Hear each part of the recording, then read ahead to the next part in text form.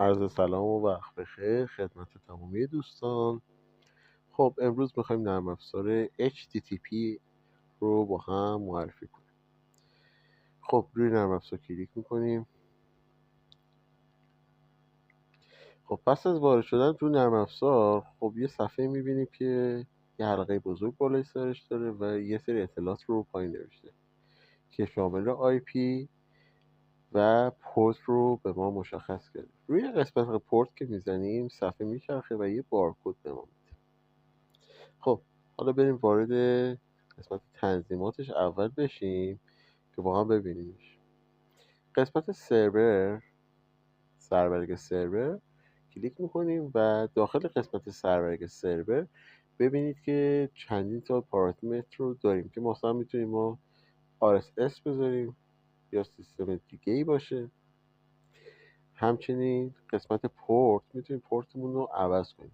حالا پورت دیفالتش 80 گوش میکنه، ما میتونیم رو پورت 80 بذاریم که خیلی راحت‌تر برای ما میتونه سربرگمون رو عوض کنه، یا اسم نوتیفیکیشن نرم افزار رو عوض کنیم و خیلی کارهای دیگه. البته این تو نرم افزار دمو تو یه سری از گوشی‌ها که همین الان توی گوشی A54 که ما باش آزمایش کردیم یه سری این سربرگ‌ها بسته است، با اینکه جفتشون یک نرم افزار هستش. باید دقت کنید که چه نسخه نرم افزار و چه سیستم عامل اندروید شما دارید. خب برمیگردیم جاهای دیگه نرم افزار رو میبینیم.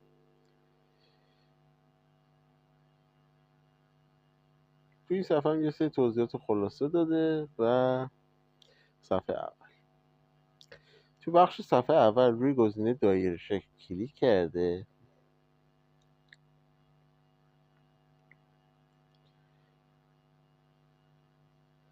حالا یه آگهی کوچولو هم ببینیم، بد نیست. خب میریم حالا.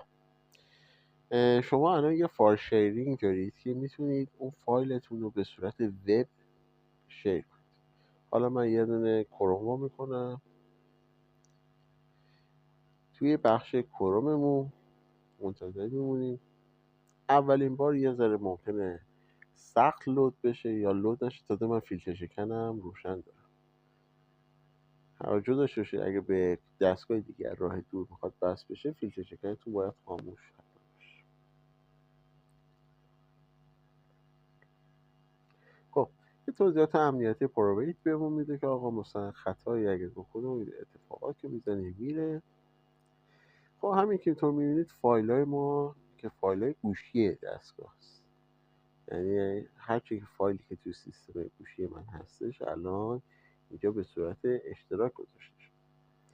خب داخل فایل مثلا من میرم و یه دونه فایل ها رو کلیک میکنم که یک PDF. همینطور که میبینید چندین تا گزینه این پایین هست که پاک کردن، نوشتن دوباره و تغییر دادن آدرس و دانلود کردن اون فایل هست. خب حالا ما ضبط رو میزنیم چون کاری نداره، ولی شما میتونید از این گزینه مثلا ای فایلی هست، کتابی هست، PDF هست رو بخونید یا ببینید به صورت آنلاین که من داخل ویدیو هم براتون بعدش میذارم که ما ویدیوی داخل یه دونه گوشی رو انتقال دادیم به یه لپتاپ. خب اینجا میتونید سربرگ‌های فایلامون رو ببینید. تو تنظیمات اولیه توی لوبیای بغلمون میزنیم گزینه آپلود فایل، اضافه کردن پوشه و گزینه دارک ویب و مربع کردن یا بزرگ کردن فایل هایی که داخل ویندوزی هم هستش رو نشون. دو تا گزینه دیگه هم زیاد کاری نداریم باش، برای تنظیم فایل هاست.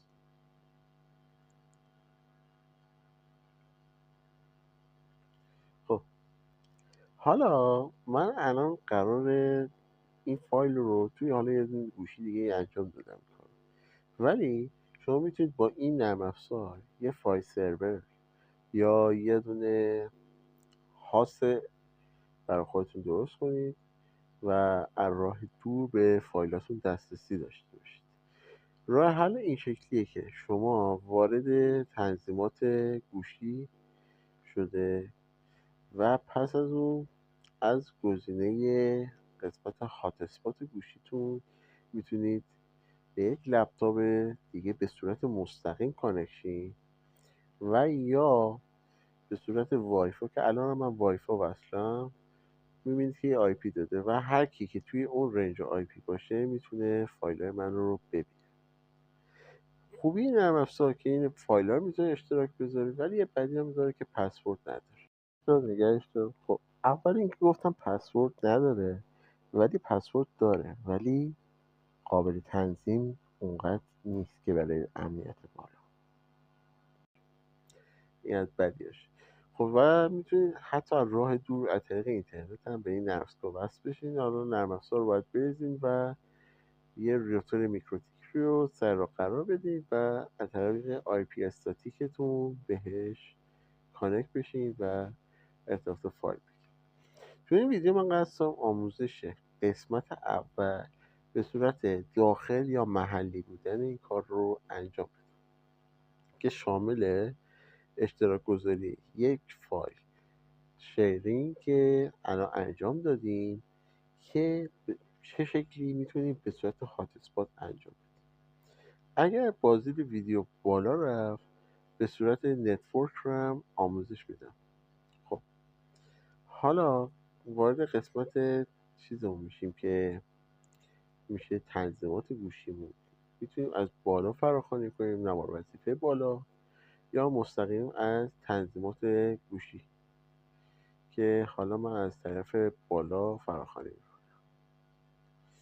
بعد چیزی که هستش قبلش هم بهتون بگم، این قابلیتی که توی کامپیوتر هم هستش و ما داخل کامپیوتر به اشتراک گذاری ما اونجا خورد میتونیم اشتراک بذاریم و کل کامپیوتر رو نمیتونیم، ولی اینجا کلیه فایلامون رو میتونیم انتقال بدیم. حالا توی ویدیو بعدی اگه وقت بشه یه دونه ویدیو هم میخوام بسازم که اسکرین گوشیتون رو روی نتورک اشتراک بذارید. اون هم یه کار جالبه و خیلی هم کار بود. خب وارد قسمت هات اسپات دستگاهمون میشیم. قبل از اینکه وارد تنظیمات خود هات اسپات باید بشیم، یعنی هات اسپات رو روشن نکنید، قبلش هات اسپاتتون رو تنظیم کنید. چون که اگه گوشیتون اینترنت داشته باشه و اگه شما پسورد درست حسابی سر این قسمت نذارین میتونه شامل هک شدن بشه و استفاده از اینترنت گوشی شما انجام بشه که همینطور میدونید بسته‌های اینترنت همراه به شدت گرونتر از بسته‌های اینترنت ثابت هستش.